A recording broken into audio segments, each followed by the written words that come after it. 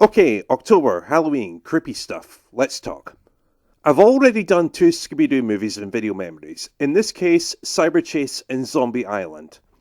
Before the end of the show, I want to do one more. Scooby Doo and the Monster of Mexico from 2003. Unlike the other two, this is one I have never seen.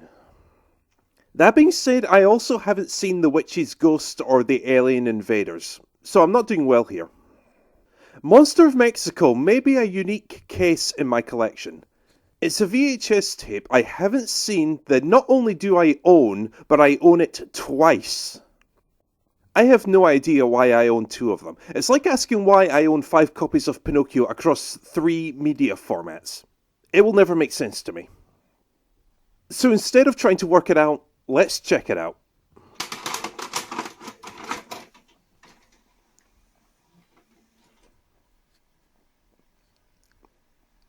We have a trailer for a polar bear movie I have never seen and a promo for Scooby Doo on Boomerang.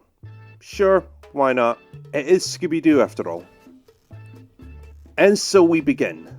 The gang visits Fred's pen pal and his family in Veracruz, Mexico. And as it just so happens, the locals of the town are being terrorized by a monster called El Chupacabra. I mean, it's Mexico, I probably should have seen that one coming. A big Latin musical montage involving them being scared shitless by a skunk, buying sombreros, taking photos by a cactus, and Scooby devouring spicy peppers. It wouldn't be the first time. And they're in Mexico. They meet the pen pal's massive family, and Scooby falls in love with the family dog. I expect this to go nowhere.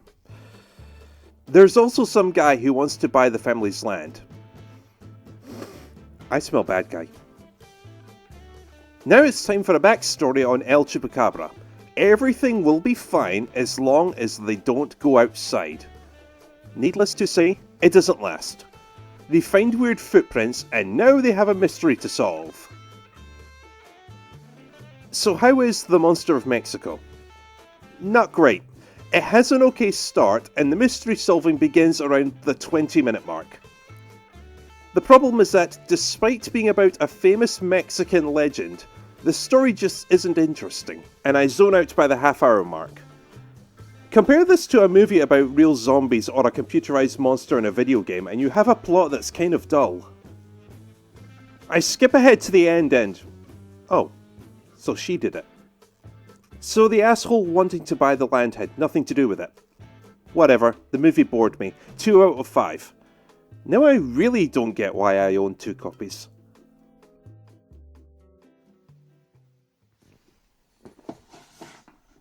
Well, that was a letdown. You know what? Since we're here, let's do The Legend of the Vampire. This is another one I'm not familiar with. Then why the hell do I own it?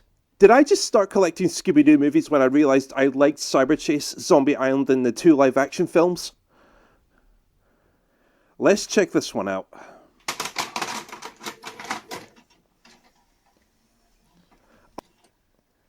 Okay, so we have some people performing a concert and holy shit, there's a vampire! Well, after the title sequence, a horde of bats cover the screen and the Scooby Doo theme starts playing. Now that's a touch I like, however brief it may be. So as it turns out, the gang are on a vacation to Australia. On a cruise ship that was invaded by creepy smugglers. But okay, these things happen.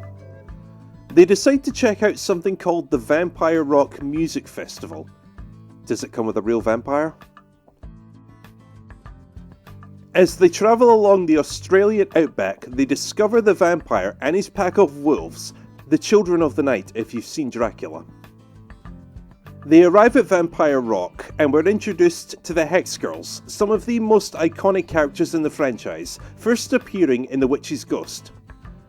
We get a backstory on some missing musicians and it's time to solve another mystery.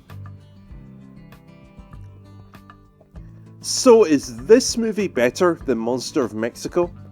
A little bit.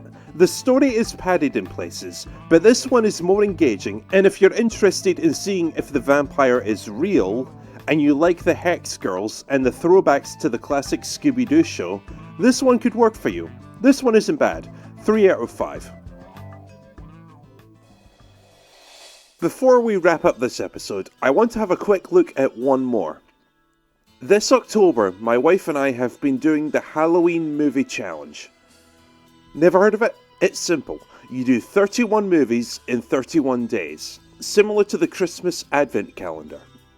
They can be old, new, classic, obscure, big blockbusters, or giant pieces of garbage. As long as they're considered at least part horror, you're good to go. Early into the marathon, after indulging in Nightmare Before Christmas, one of my wife's favourite films, I decided it was time to watch something I missed out on. Scooby Doo and the gang may have finally met their match. Conjure up the ghost of a 300-year-old witch, and it's going to take more than a box of Scooby snacks to send her back to where she came from. This film came out in 1999, 24 years ago, and like I said earlier, until this point, I had never seen The Witch's Ghost.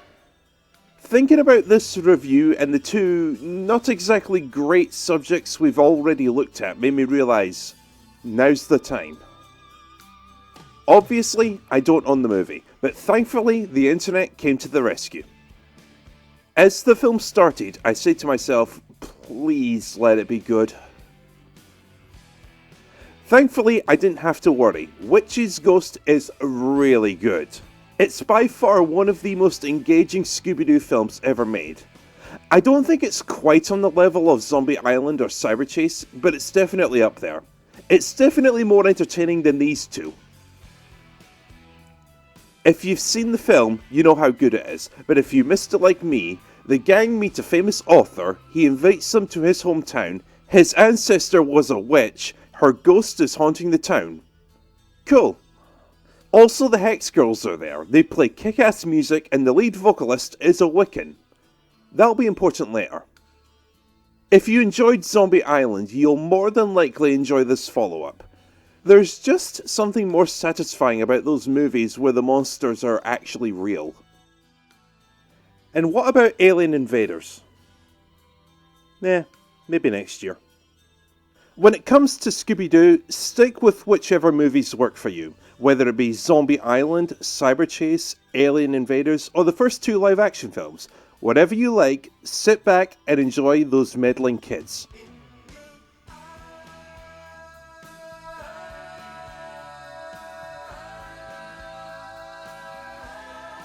I am the stone.